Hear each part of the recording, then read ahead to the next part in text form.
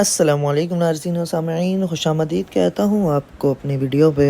آج کا ہمارا عنوان نبی اکرم صلی اللہ علیہ وآلہ وسلم کی بہت ہی پیاری پیاری حدیثیں ہیں، جن کا ہمیں چاہیے کہ جن کو ہم سنیں، ان پر عمل بھی کریں اور ان کو آگے تک پہنچائیں۔ اور چلیے ان کو اب شروع کرتے ہیں۔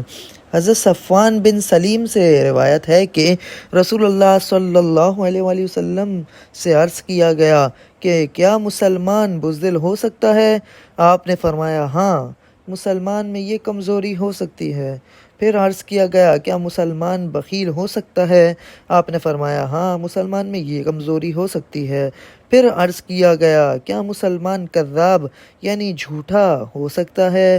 آپ نے فرمایا نہیں، یعنی ایمان کے ساتھ بے باکانہ جھوٹ کی ناپاک عادت جمع نہیں ہو سکتی اور ایمان جھوٹ کو برداشت نہیں کر سکتا۔ بحث بن حکیم اپنے والد حکیم کے واسطے سے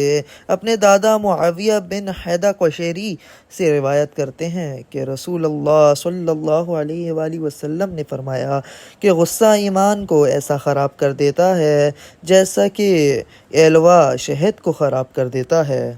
اوس بن شرحبیل سے روایت ہے کہ انہوں نے رسول اللہ صلی اللہ علیہ وآلہ وسلم سے سنا،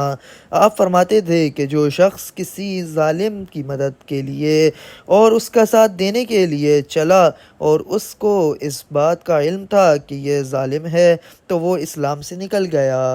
حضرت عبداللہ بن مسعود رضی اللہ تعالیٰ عنہ سے روایت ہے کہ رسول اللہ صلی اللہ علیہ وآلہ وسلم نے ارشاد فرمایا کہ مومن لعن طعن کرنے والا نہیں ہوتا اور نہ فحش گوئی اور بد کلام ہوتا ہے۔ حضرت ابو ہریرہ رضی اللہ تعالیٰ عنہ سے روایت ہے کہ رسول اللہ صلی اللہ علیہ وآلہ وسلم نے فرمایا نہیں زنا کرتا کوئی زناکار جس وقت وہ زنا کرتا ہے اور وہ اس وقت مومن ہو، اور نہیں چوری کرتا کوئی چور جس وقت وہ چوری کرتا ہے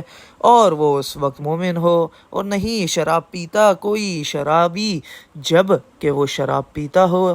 اور وہ اس وقت مومن ہو، اور نہیں لوٹتا لوٹ کا مال کہ لوگ اس کی طرف آنکھیں اٹھا اٹھا کر اس کی لوٹ مار کو دیکھتے ہوں جب کہ وہ لوٹتا ہے اور وہ اس وقت مومن ہو، اور نہیں خیانت کرتا کوئی خیانت کرنے والا جب کہ وہ خیانت کرتا ہے اور وہ اس وقت مومن ہو۔ پس اے ایمان والو، ان منافی ایمان حرکات سے اپنے کو بچاؤ۔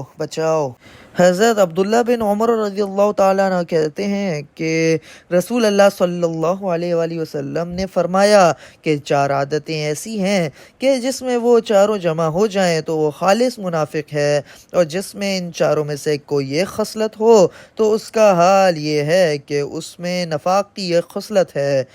اور وہ اسی حال میں رہے گا جب تک کہ اس عادت کو چھوڑ نہ دے۔ وہ چاروں عادتیں یہ ہیں کہ جب اس کو کسی امانت کا امین بنایا جائے تو اس میں خیانت کرے، اور جب باتیں کرے تو جھوٹ بولے، اور جب عہد معاہدہ کرے تو اس کی خلاف ورزی کرے، اور جب کسی سے جھگڑا اور اختلاف ہو تو بد زبانی کرے۔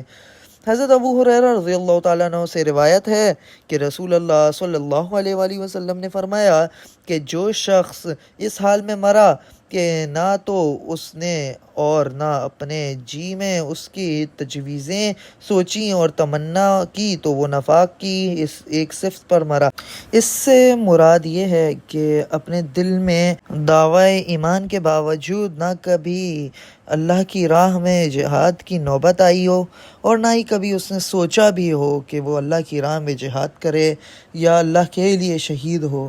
تو اس حدیث سے مراد یہ ہے کہ جس شخص کے دل میں اتنی سی بھی چاہت نہ ہو کہ وہ اللہ کے لیے یا اللہ کی راہ میں جہاد کرے یا اللہ کے لیے شہید ہو یا اللہ کے لیے جہاد کا شوق تک نہ آنا، یہ ایک ایسی علامت ہے جو کہ ایک نفاق کی علامت ہے، اور ایسا بندہ نفاق کی ایک صفت پر مرتا ہے۔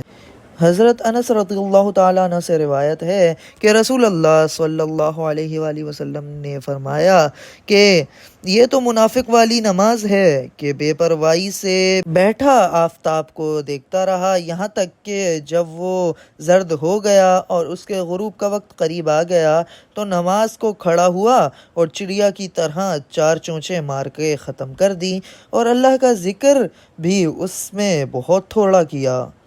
حضرت عثمان بن عفان رضی اللہ تعالیٰ عنہ سے روایت ہے کہ رسول اللہ صلی اللہ علیہ وآلہ وسلم نے فرمایا کہ جو شخص مسجد میں ہو اور اذان ہو جائے اور وہ اس کے بعد بھی بلا کسی خاص ضرورت کے مسجد سے باہر چلا جائے اور نماز میں شرکت کے لیے واپسی کا ارادہ بھی نہ رکھتا ہو تو وہ منافق ہے۔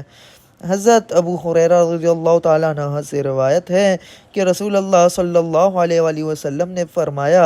اللہ تعالیٰ نے میری امت سے دل کے برے خیالات اور وسوسوں کو معاف کر دیا ہے، ان پر کوئی مواخذہ نہیں ہوگا جب تک ان پر عمل نہ ہو اور زبان سے نہ کہا جائے۔ حضرت عبداللہ بن عباس رضی اللہ تعالیٰ عنہ سے روایت ہے کہ رسول اللہ صلی اللہ علیہ وآلہ وسلم کی خدمت میں ایک شخص حاضر ہوا اور عرض کیا کہ کبھی کبھی میرے دل میں ایسے برے خیالات آتے ہیں کہ جل کر کوئلہ ہو جانا مجھے اس سے زیادہ محبوب ہے کہ ان کو زبان سے نکالوں۔ آپ نے ارشاد فرمایا اللہ کی حمد اور اس کا شکر ہے جس نے اس کے معاملے کو وسوسے کی طرف لوٹا دیا ہے۔ اس حدیث مبارکہ میں اس کے معاملے کو وسوسے کی طرف لوٹا دیا ہے سے مراد ہے شیطان کے وسوسے سے۔ بریدہ رضی اللہ تعالیٰ عنہ کہتے ہیں کہ نبی کریم صلی اللہ علیہ وآلہ وسلم نے فرمایا جس نے نرد شیر چوسر کھیلا گویا اس نے اپنا ہاتھ سور کے گوشت اور خون میں ڈبو دیا۔ نرد شیر اور چوسر وہ کھیل ہوتا ہے جس میں ہم چھکوں کا استعمال کیا جاتا ہے جسے ہم ڈائس بھی کہتے ہیں، اور زیادہ تر لوڈو یا یہ چیزیں بھی اس میں آتی ہیں، اور چیس جیسا شطرنج بھی اسی میں شامل ہوتا ہے۔ اس کی ممانعت اسلام میں اس لیے ہے کیونکہ اس سے وقت کا ضیاع ہوتا تھا اور نماز بھی چلی جاتی تھی اور لوگ اسی میں مشغول رہا کرتے تھے اور کافی اہم کام بھی لوگوں کے رہ جاتے تھے، اس لیے اسلام نے اس کی ممانعت کر دی ہے۔ میرے معزز سامعین حضرات، ہمارے کو چاہیے کہ نبی کریم صلی اللہ علیہ وآلہ وسلم کی جتنی احادیث مبارکہ کو سنیں، سب سے پہلے تو خود عمل کریں، اپنے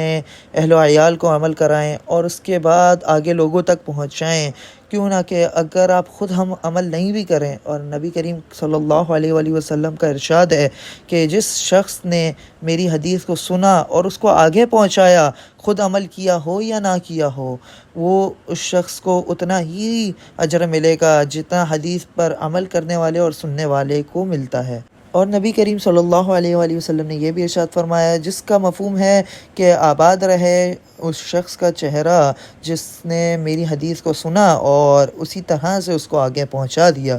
تو جزاک اللہ الخیر۔